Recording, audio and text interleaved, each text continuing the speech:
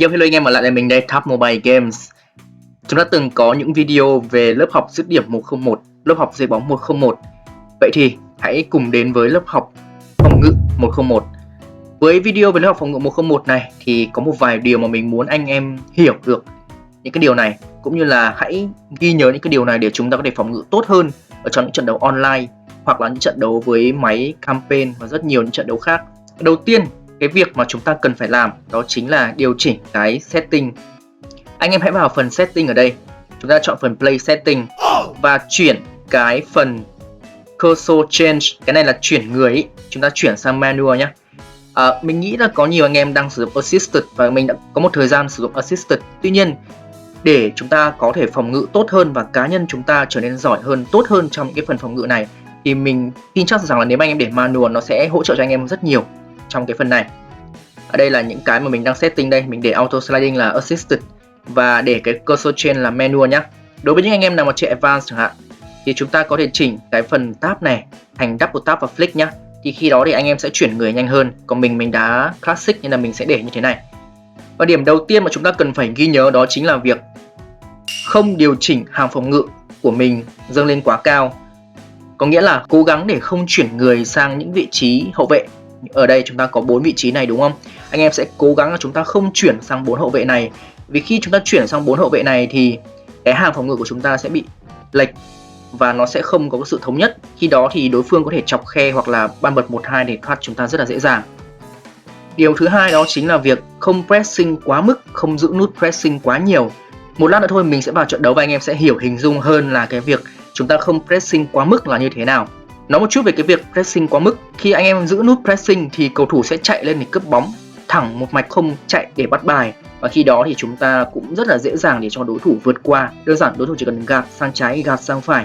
Giống như mà video về lớp học dây bóng của mình thôi, là đối thủ có thể vượt qua dễ dàng cũng như là phối hợp với các vệ tinh xung quanh. Điều thứ hai anh em nên ghi nhớ đó chính là việc chúng ta không pressing quá mức. Và cuối cùng, điều thứ ba thì mình sẽ nói kỹ hơn, cụ thể hơn ở trong cái video về trận đấu ngay bây giờ đây. Anh em sẽ có một cái nhìn rõ hơn. Bây giờ chúng ta sẽ vào ngay trận đấu nhé. Let's go! Với cái việc nắm chắc hai cái điều trên thì mình nghĩ anh em sẽ có một cái tâm thế để vào phòng ngự cách chắc chắn. Hãy nhớ rằng là chúng ta sẽ không cố gắng là không chuyển người sang vị trí hàng phòng ngự. Tiếp theo đó chính là việc chúng ta không pressing quá mức. Thì cái video này thì mình sẽ tập trung vào cái phần phòng ngự nhiều hơn để anh em có thể có cái nhìn rõ hơn. Mà tấn công thì có lẽ là cũng anh em cứ nhìn cho vui thôi. Quan trọng là chúng ta tập trung cái phần phòng ngự hơn. Đối với tình huống như thế này chẳng hạn, đây là một cái tình huống mình lỡ kéo lên rồi, tuy nhiên mình sẽ cố gắng là kéo về và chắc chắn chúng ta sẽ có một cái cách phòng ngự là chắc chắn hơn, hạn chế cái việc chúng ta chuyển người sang những vị trí của hậu vệ.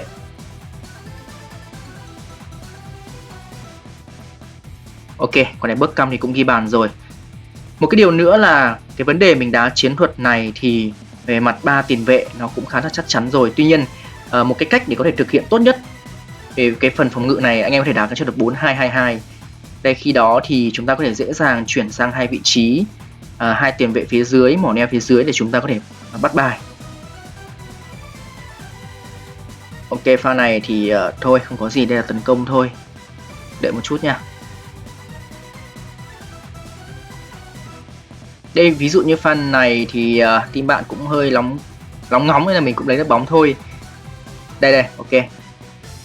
Pha này thì chúng ta sẽ cố gắng là chuyển người sang người khác. Mình sẽ kéo về, mình sẽ chỉ cầm Vieira thôi, anh em thấy nhé.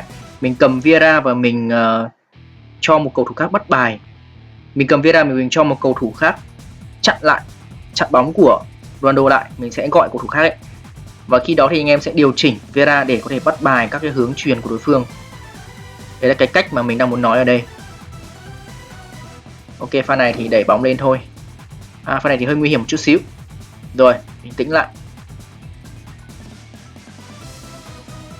Ok. Và khi mà anh em điều khiển một cầu thủ thôi ấy, anh em có khả năng là cắt bóng và chúng ta điều khiển cái tuyến giữa đấy, chúng ta nắm chắc cái tuyến giữa đấy trong tay. Ví dụ đây, mình cố gắng là mình chuyển sang một cầu thủ DMF thôi và mình sẽ lùi xuống để bắt bài. Trong tình huống này đương nhiên là anh em kéo lên cũng được. Tuy nhiên thì phải có một cái Nói chung là khi mà anh em chơi nhiều ấy thì anh em sẽ biết được rằng là lúc nào mình nên pressing, điều khiển hậu vệ lên, và khi nào chúng ta sẽ không pressing, khi nào chúng ta sẽ giữ nguyên. Thì khi đó thì anh em sẽ tự biết thôi. Căn bản là chúng ta cần phải chơi nhiều hơn để nắm rõ được cái quy tắc này. Đây, trong tình huống này cũng như vậy, mình sẽ chỉ cầm một DMF thôi.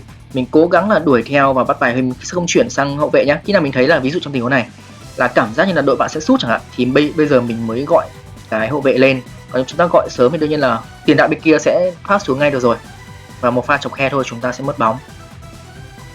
Đó, quan trọng là chúng ta sẽ không để auto, chúng ta sẽ để manual và anh em sẽ phải tự mình chuyển người. Tình huống này cũng như vậy, mình chỉ cầm một cầu thủ mình kéo thôi. Khi nào mình cảm giác là đội bạn kiểu không kịp ý, thì mình mới gọi lên đấy. Ví dụ trong tình huống này mình mới đầu gọi lên thôi, còn nếu gọi sớm một chắc chắn là team bạn đã thoát được ngay. Đó là cái cách phòng ngự trong cái chiến thuật 4-3-1-2 của mình. Còn cái cách để hiệu quả hơn khi sử dụng cái phương pháp này, đó chính là chiến thuật 4-2-2-2. Khi đó có hai vị trí, 2 DMF phía dưới chẳng hạn, anh em cũng sẽ có một cách điều khiển nó dễ hơn.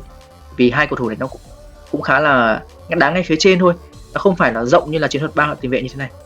Và khi mà đá ngay phía trên như vậy thì anh em cũng sẽ dễ để bắt bài hơn trong cái khu vực trung tuyến ấy. Mình không nói về cánh, nhưng mình chỉ nói về trung tuyến thôi. Còn ở cánh thì anh em cũng đơn giản lắm, chúng ta chỉ cần một cầu thủ là chặn tuyến giữa và một cầu thủ chặn ở cánh thôi, đẩy người sang cánh. Đây, ví dụ trong tình huống này cũng như vậy, chúng ta cố gắng là điều khiển một cầu thủ thôi. Khi nào cảm giác được rằng là kiểu này không kịp rồi thì chúng ta mới bắt đầu gọi hậu vệ lên. Khi đó thì đối với chiến thuật mà compactness dày chẳng hạn, sẽ dễ dàng để anh em có thể cướp lại bóng. Thì cái này cũng vậy, mình sẽ cố gắng là chuyển một cầu thủ thôi. Đấy, mình sẽ không động chạm gì đến hàng phòng ngự nhá. Đó, khi nào không kịp như thế này chẳng hạn thì bây giờ mình mới gọi vào. Ok, pha này hơi lỗi. Ui. Rồi. Cái pha nào anh em đá nhiều thì anh em sẽ biết ngay thôi, những cái pha nào mà chúng ta cần phải áp sát và pha nào chúng ta không cần áp sát. Đó, cái đó thì quan trọng vẫn là kinh nghiệm trận mạc, anh em đá bao nhiêu trận, đá nhiều hay ít, và gặp phải những đội hình như thế nào nữa. Chúng ta cũng phải tìm hiểu qua là đội bạn đá cái chiến thuật gì nữa.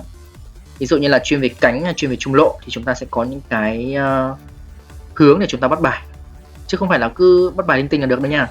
Cũng phải xem cả chiến thuật của đội bạn đấy. Ok, pha này thì mình sẽ cố gắng là đây, pha này thì đương nhiên là team bạn mất bóng thì bóng nó không chính xác thì chúng ta vẫn có thể lấy lại bóng được thôi. Cái này không có gì phải quá quan trọng. Rồi, team bạn trong trận này thì cũng khá là đá cũng không được ok cho lắm, vì đá khá là lóng ngóng mà bóng nó bay lung tung, nên chúng ta cũng không nhìn được nhiều những cái pha mà chúng ta có thể chắc chắn 100% lấy được bóng. Tuy nhiên thì mình nghĩ là anh em cũng đã hình dung được rằng là chúng ta sẽ phòng ngự như thế nào. Đây, ví dụ trong tình huống này chúng ta phải pressing thôi, không pressing là team bạn cũng sẽ thoát. Ok, 1-2 một chút xíu. Rồi. Cái team bạn thì phòng ngự cũng khá là chắc. Các bạn hay lao vào người mình nên là đá cũng khá là chắc chắn. Còn đương nhiên là chúng ta phải có cái chủ đích nhé, không phải anh em chỉ cứ kéo về là được đâu. Không phải cứ kéo về đâu, mà chúng ta phải có mục đích để chúng ta kéo về. Tại sao phải kéo về? Đó. Chúng ta phải bắt bài, ví dụ trong tình huống này. Đó, thấy là team bạn định truyền vào đâu chúng ta phải bắt ngay cái chỗ đấy. Ok, trong tình huống này team bạn sẽ hết ngay các cái hướng đi và phải đâm vào tường thôi. Anh em hãy nhớ được rằng là đừng chỉ kéo về mà chúng ta hãy kéo cầu thủ về và chúng ta sẽ bắt bài ở đâu. Đuổi bóng như thế nào. Cố gắng là không pressing, có như ví trong tình huống này chẳng hạn. Đấy, mình cố gắng kéo Johan Cruyff về, mình không chuyển sang hậu vệ, cho hậu vệ tự bắt người thôi. Thì đấy rất là quan trọng.